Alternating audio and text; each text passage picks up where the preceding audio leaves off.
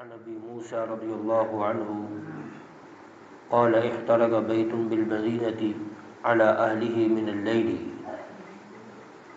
فلما حدث رسول الله صلى الله عليه وسلم بشأنهم قال إن هذه النار عدو لكم فإذا نمتم فأطفئوها عنكم متفق علیہ۔ اس حدیث کو امام بخاری اور امام مسلم رحمۃ اللہ علیہ نے نقل فرمایا ہے۔ حضرت ابو موسیٰ رضی اللہ تعالی عنہ سے روایت ہے، فرماتے ہیں کہ مدینۃ المنورہ میں ایک گھر کو آگ لگ گئی اور رات کے وقت یہ آگ لگی اور اس آگ نے گھر کے تمام افراد کو جلا کر خاکستر کر دیا۔ جب نبی علیہ الصلوۃ والسلام کو یہ واقعہ بیان کیا گیا تو نبی علیہ الصلوۃ والسلام نے فرمایا کہ یہ آگ تمہاری دشمن ہے، بس جب تم سونے لگو تو اس کو بجھا دیا کر۔ یہ بخاری اور مسلم کی حدیث ہے۔ اس طرح کے حوادثات شروع سے چلتے آئے ہیں۔ ایک اور حدیث مبارکہ میں آتا ہے کہ ایک موقع پر نبی علیہ الصلوۃ والسلام ایک چٹائی پر جلوہ افروز تھے تو ایک چوہا وہ چراغ کی جو بتی ہوتی ہے اس کو اپنے منہ میں لے کر آ گیا اور اس نے وہ نبی علیہ الصلوۃ والسلام جس چٹائی پر تشریف فرما تھے اس کے کونے میں لا کر در دیا تو 1 درہم کے برابر وہ چٹائی جل گئی۔ کھجور کے جو تنے ہوتے اس کی چٹائی تھی وہ جل گئی۔ تو نبی علیہ الصلوۃ والسلام نے فرمایا کہ شیطان اس چوہے کو ان باتوں پر آمادہ کرتا ہے اور پھر وہ شیطان اس طرح گھروں میں آگ لگا دیتا ہے۔ اسی لیے یہ فرمایا کہ رات کو اس طرح کی تمام چیزیں اور تمام آلات کو بجھا کر سویا جائے۔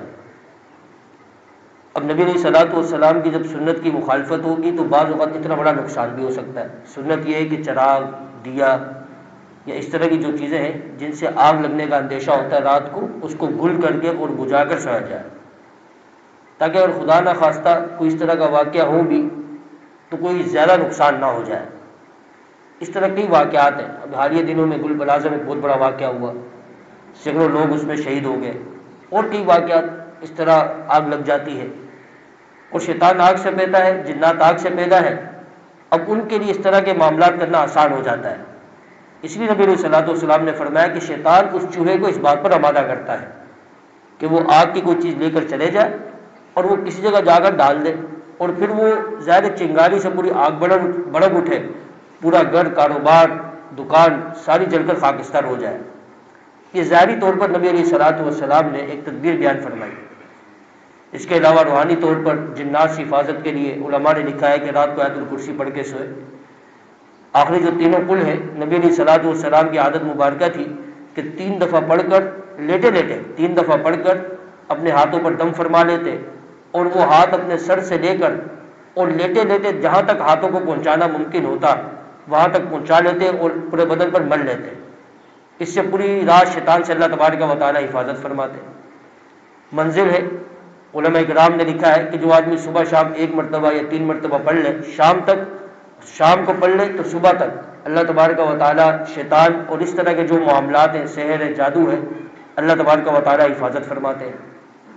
حدیث مبارکہ میں آتا ہے کہ جو آدمی سورۃ البقرہ پڑھتا ہے، طویل ہے، سورۃ البقرہ پڑھتا ہے، اللہ تبارک و تعالیٰ حفاظت فرماتے ہیں جنات کے شر سے، اور اسی طرح جادو اور سحر سے بھی اللہ تبارک و تعالیٰ حفاظت فرماتے ہیں۔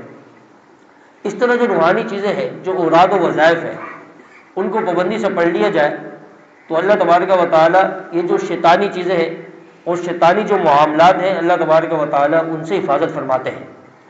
ایک حدیث مبارکہ میں آتا ہے کہ جو آدمی رات کو آیت الکرسی پڑھ کے اپنے گھر کے دروازے کو بند کرتا ہے وہ گھر بھی شیطان کے اور جنات کی شرارت سے محفوظ رہتا ہے، اور آس پاس کے جو گھر ہیں اللہ تبارک و تعالیٰ ان کی بھی حفاظت فرماتے ہیں۔ ہمارے استاد محترم حضرت مولانا مفتی محمد ظفر علی خان صاحب رحمۃ اللہ علیہ اپنا ایک واقعہ بیان کرتے تھے کہ ایک دفعہ جس زمانے میں یہ گلشن اکبر بلاک 2 میں حضرت آئے تھے تو جنگل تھا، دشت و بیابان تھا، اتنی آبادی نہیں تھی۔ تو فرماتے ہیں کہ ایک موقع پر میں گھر سے نکلا تو دیکھا کہ ایک بہت بڑا آدمی بالکل آسمان کو چھو رہا تھا، اس کا قد، وہ سامنے آیا اور میرے سامنے آ کر کھڑا ہو گیا تو میں سمجھ گیا کہ یہ جنات کی شرارت ہے، جنات ہوں گے. تو فرماتے ہیں کہ میں آیت الکرسی پڑھنے لگا. اب میں آیت الکرسی پڑھوں، اللہ لا الہ الا ہو، وہ بھی میرے ساتھ پڑھے اللہ لا الہ الا ہو. میں اگلی آیت پڑھوں الحی القیوم، وہ بھی میرے ساتھ پڑھے الحی القیوم. فرمایا کہ میرے ساتھ وہ دہراتا رہا، لیکن جب میں آیا ولا یعودہ حفظہما وہو العلی العظیم، یہ وہ نہ پڑھ سکا، جن یہ والی آیت نہ پڑھ سکا ولا یعودہ حفظہما وہو العلی العظیم. تو فرماتے ہیں کہ میں نے ایک دفعہ پڑھی، یہ آیت بھی پڑھ لی، وہ جنات، وہ جو جن تھا اس کا قد تھوڑا چھوٹا ہو گیا. 2 دفعہ پڑھی اور چھوٹا ہو گیا، 3 دفعہ پڑھی اور چھوٹا ہو گیا. فرمایا کہ جب میں نے 11 دفعہ پڑھی تو وہ بالکل مٹی بن کے اور غائب ہو گئی. تو بہت زیادہ مجرب ہے.